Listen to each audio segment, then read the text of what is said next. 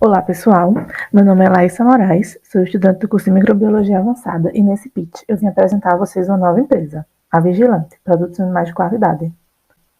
Para a gente se situar, eu trouxe uma matéria onde mostra que empresas de delivery de comida aumentaram cerca de 76% no país desde o início da pandemia.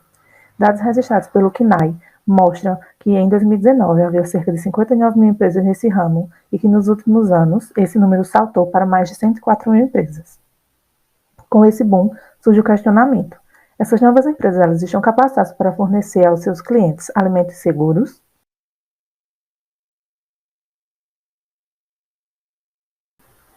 A expressão segurança de alimentos vem da expressão em inglês food safety e é referente à garantia da qualidade dos alimentos que são comercializados, desde as etapas de manipulação e preparo até o consumo final.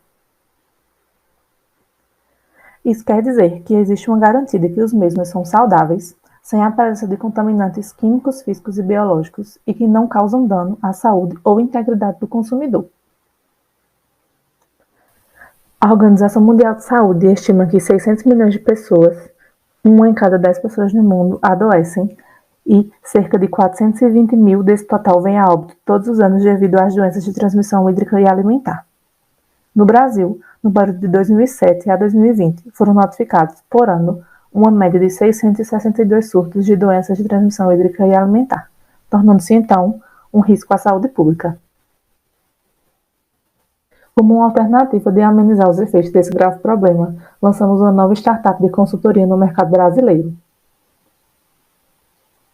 A startup Vigilante surgiu com o intuito de prestar consultoria alimentar para essas novas empresas, com foco em alimentos de origem animal de qualidade, certificados e de origem orgânica. O nosso público-alvo são empresas de pequeno porte do ramo alimentício que foram abertas recentemente, que trabalham apenas com serviço de delivery.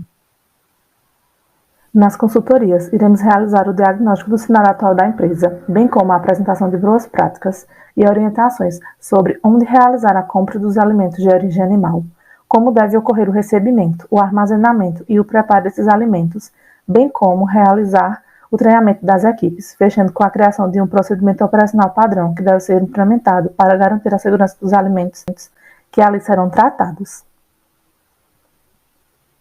Embora você venha pensar que essa consultoria pode aumentar o custo de produção dos restaurantes que estão se inserindo agora no mercado, pesquisas apontam que os millennials aceitam pagar mais por alimentos de maior qualidade.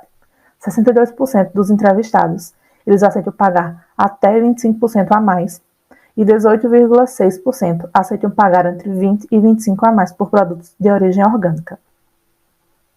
E aí, já estamos com a agenda aberta, que está a entrar em contato. Te aguardo. Tchau, tchau!